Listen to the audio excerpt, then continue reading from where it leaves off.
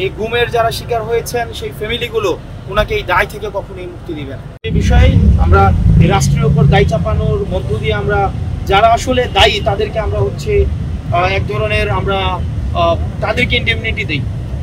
আমাদের সরকারকে, ডক্টর মোহাম্মদ ইউনূসকে এই বিষয়ে ওনার সুস্পষ্ট অবস্থান ব্যাখ্যা করতে হবে। এবং আমরা শুনতে পাচ্ছি যেটা আরো বেশি আতঙ্কের, যে গুম কমিশন যেটি করা হয়েছে তাদেরকে নাকি স্বাধীনভাবে কাজ করতে দেওয়া হচ্ছে না, তাদেরকে প্রেশার দেওয়া হচ্ছে, তাদেরকে এজেন্সির দ্বারা প্রেশার দেওয়া হচ্ছে।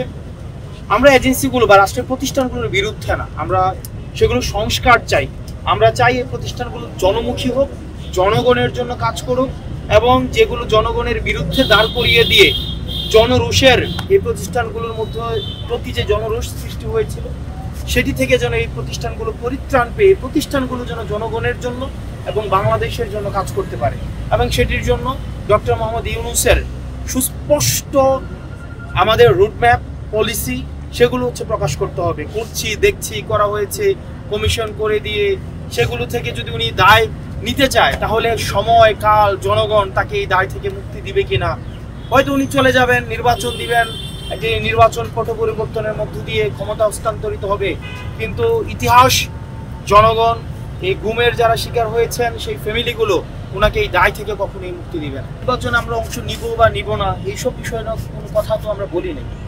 আমরা বলেছি, আমাদেরকে একটা বিষয় স্পষ্ট করছি, নির্বাচনের সময় নিয়ে একটা দ্বিধাদ্বন্দ্বর সৃষ্টি হয়েছে যে এনসিপিকে এভাবে ফ্রেম করা হয় যে আমরা নির্বাচন পিছাতে চাই। দেখেন, নির্বাচনের সময়টা আমাদের কাছে মুখ্য না। সেটা ফেব্রুয়ারিতে হতে পারে, সেটা প্রয়োজনে ডিসেম্বরে হতে পারে, সেটা প্রয়োজনে আরও এগিয়ে নিয়ে হতে পারে, আগামীকালও প্রয়োজনে হতে পারে, কোনো সমস্যা নেই।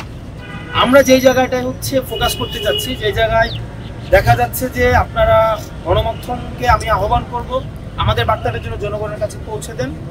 আমরা বলেছি যে নির্বাচন যদি হয় সেটির আগে কিছু শর্ত রয়েছে। এই যে আমাদের সংস্কার কমিশনে যে সংস্কার প্রস্তাবনাগুলো এসছে সেটি কি প্রক্রিয়ায় বাস্তবায়ন হবে সেটি কিন্তু এখন সিদ্ধান্ত হয়নি। সেটির বাস্তবায়ন, সেটির লিগ্যাল ফ্রেমওয়ার্ক নিশ্চিত করে সেগুলো আজকে আমাকে নিশ্চিত করে দেন, আপনি প্রয়োজনে কালকে নির্বাচন করে দেন। বরং একটি গ্রহণযোগ্য, স্বচ্ছ এবং যেখানে জনগণের আশা আকাঙ্ক্ষার প্রতিফলন ঘটে এই নির্বাচন যেন হয়, সেটির জন্য প্রয়োজনে আমরা সহায়তা করব। কারণ আমরা চাই নির্বাচনে কে জিতবে, কে হারবে সেটি জনগণ নির্ধারণ করবে। এনসিপি জিতবে কি জিতবে না, বিএনপি জিতবে কি জিতবে না সেটি আগে থেকেই নির্ধারিত হওয়ার কোনো সুযোগ নেই। জনগণ যদি এনসিপিকে ভোট দিয়ে তাদের ম্যান্ডেট প্রকাশ করে